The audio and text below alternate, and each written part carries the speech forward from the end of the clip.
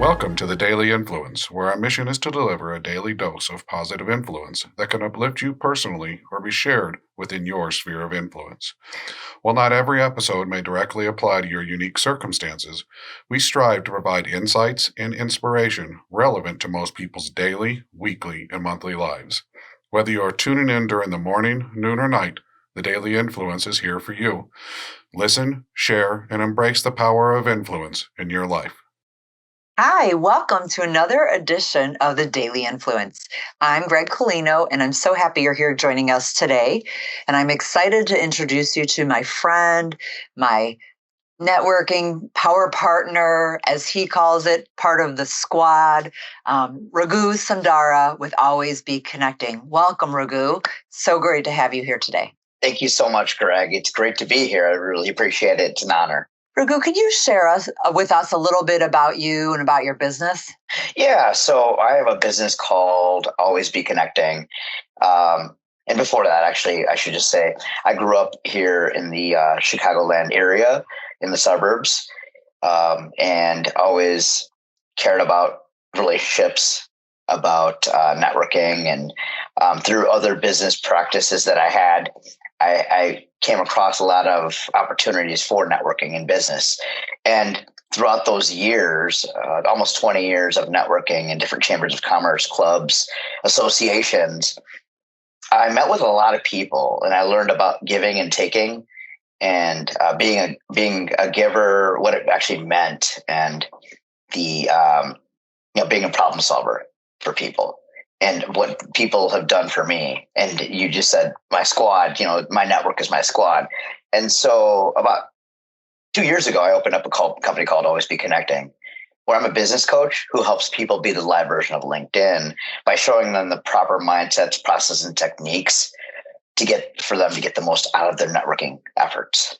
Thank you for sharing that. Raghu has had a huge positive influence, not only on me, but so many others. So I'm really excited to jump in today and hear what he has to share with us. So let's get started. What inspired you to start spreading positivity and making a difference in the lives of others? I would say my squad, the feelings that my squad brought me with the support, seeing what they did for others and uplifting others first. So I always like to see and feed off of energy of others. And so when I first got into networking, especially in the last 5 years, mostly, what happened was I saw a lot of people doing great in the community, giving back to the community that we all grew up in here. And even fellow business owners, small business owners, knowing that we're not alone in our struggles and even in the things that we want to achieve, our goals, whether we're in the same business, same industry, or totally different industries, we're not alone in what we're trying to strive for. And we can work, if we work together, that we can help uplift each other in a very meaningful, impactful way. And so when I saw other people do it, it really got me to be vulnerable and see deep down inside and show my true why and my personality and what I love doing, my unique ability. And found out that what I can bring, a lot of times, a lot of people don't feel like they belong in certain situations. And when I saw others do what they do, I'm like, man, this is very contagious. The feeling that you get when you bring other people up and you share things that you might be good at and they might not be good at it, and vice versa. If we all work together, I think that's a beautiful world. So that's really what inspired me, was watching my squad do it for others first, and how much they've made me better over the past years here, the past several years. That's great. Thank you for sharing that. It is really important to have that support, right, all around us so that we can help them become better versions of themselves and they can help us become the best versions of ourselves. Absolutely. Tell us about a specific moment or experience when you felt you made a significant positive impact on someone's life. Yeah. So I had one of my good buddies that this was about 3 or 4 years ago. He felt like he didn't belong in certain circles when it came to business. different associations, different groups. He didn't feel like he could contribute to those causes or to whatever those circles really were about. And it really came down to he was really introverted.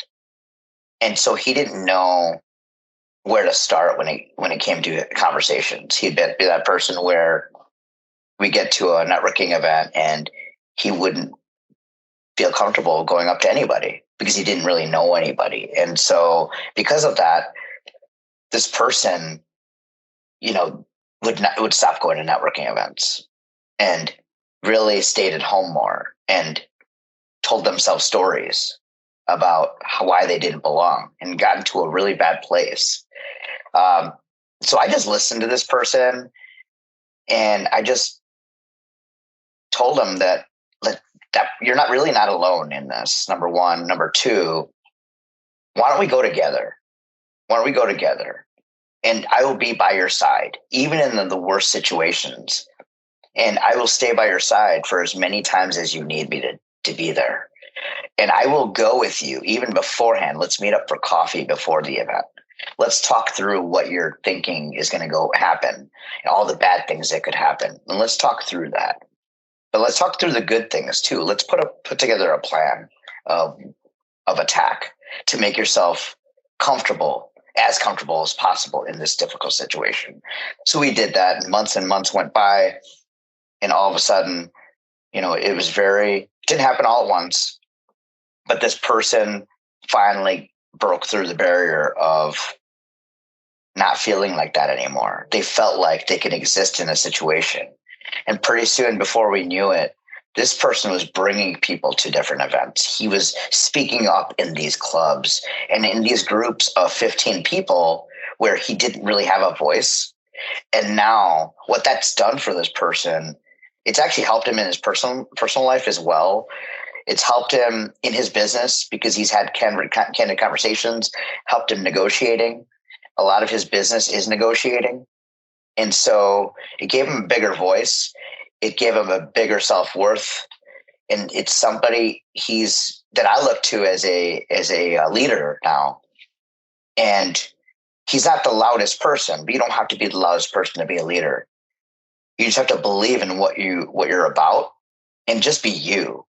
So that throughout that whole process, he never had to change himself. He just had to do it. And I think he needed a squad member. And I was that. And I learned from him on a lot of things that he taught me along the way.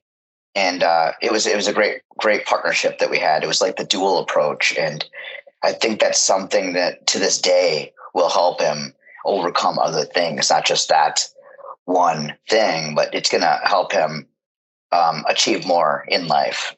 Wow. What an amazing story. That's so complex. And the positive influence that you had on him, and now he's having that on others, how rewarding. I mean, just from the planning, preparing for the events, and then the growth as a human.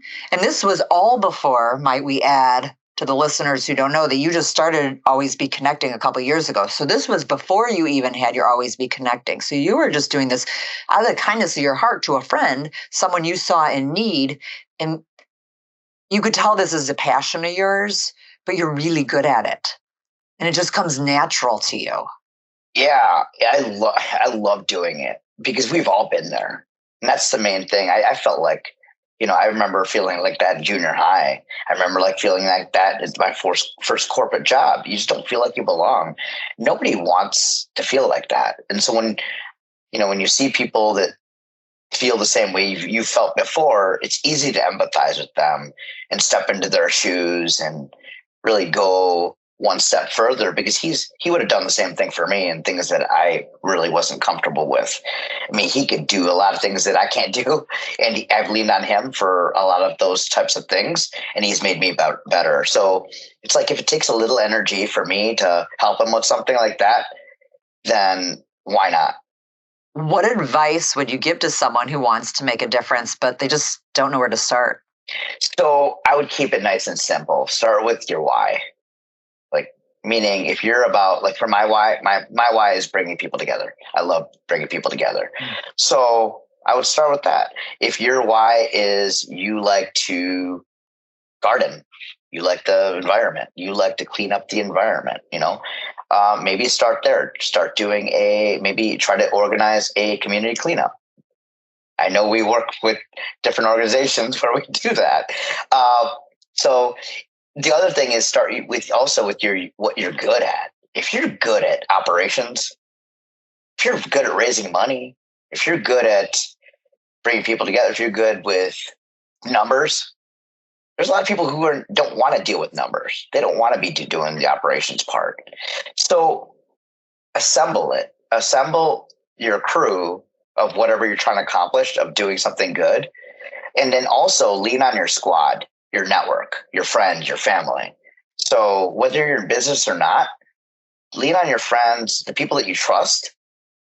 Let them know that you want to do something good and get their perspective on where to start. They might have something they need help with. They might have been asked by somebody to start something good, but they don't have the capacity to do it. But they might refer them to you, and they might connect you with them and start doing something good in your community. So I would just start with your why and start with something you're good at. Start there, and I think everything else will take care of itself. It's really good advice. Start with your why. I love that. Can you share any specific strategies or initiatives that you've implemented to promote positivity and make a lasting impact on your personal and professional circles? Yeah, there's a couple different strategies. One is art of collaboration.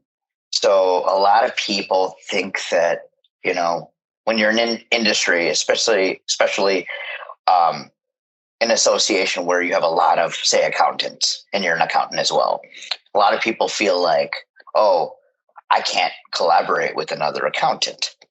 It's easy for you to collaborate with your competition because your competition runs through the same type of, SWOT analysis as you, meaning strengths, weaknesses, opportunity, and threats.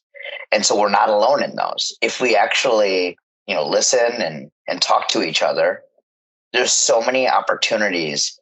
We can protect each other from going to the bad places, and nobody has 100% closing ratio. So there's a ton of accountants out there. There's a ton of real estate people out there. Not everyone's going to be working with the same clients. There's people who are retiring. There's people who are merging companies. And so that wouldn't even happen if you're not talking to your competition. That's just one.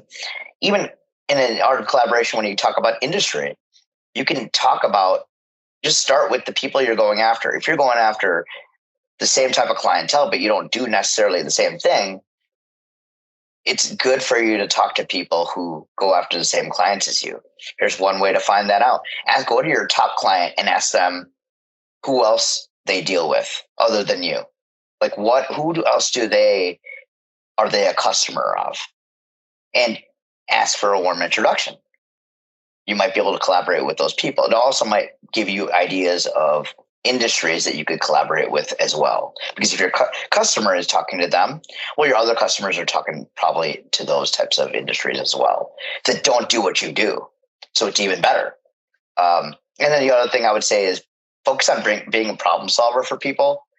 If you're a problem solver for people, if you're more than your occupation to people, and that's straight from the Go Giver book by Bob Berg and John David Mann, which I always quote. I love that book. That changed the way I look at things as far as give and take. And if you're a problem solver for people, people will come to you for everything. When you call them or you text them, they'll always have a good feeling about where you're coming from, that you're trying to be part of the solution instead of just, it's one thing to be a sounding board for people, and that's great. But if you come with a couple suggestions for people, and they're more than just giving them money or giving them other resources, you're more than just your occupation to people, and they'll really remember you for that. That's really good advice. Art of collaboration and thinking outside of the box on who to collaborate with and being a problem solver. And even if you're just giving them a recommendation or an idea to problem solve, that may not be the best, but it may trigger a thought for that individual that they may not have thought of before. Yeah. And some of the best problem solving sessions I've had with friends of mine, because they've done it for me, my squad, is just asking them certain questions, and you're really just getting them to problem solve their own issues. And you're getting them to, be more of a leader and more, it's so contagious that they might be doing it for other people as well. I love that. What message or words of encouragement would you like to share with our listeners who aspire to make a positive difference in the world? Yeah. So a lot of people, when you ask them, hey, what would you like to do, for this world? Well, it's easy to say when you say you, everyone takes that as literal as you, meaning I. When you say you, I think of we, like what we do. So I'll start with, we are definitely stronger together. And so the people that I'm going to lean on to help make this world a better place is everyone around me. And actually people that I don't even know yet. That's the key. What if I could operate in a way where my mindset is I'm constantly growing my network? And so you're not going to always have the solutions for everybody.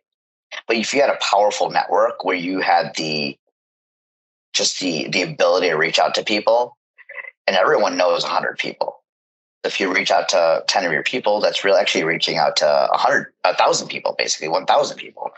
And within there, you're going to find somebody that could be a problem solver there for whatever issue you're trying to resolve. So I would just, the words of encouragement, again, go with, we are not alone, and we are definitely stronger together.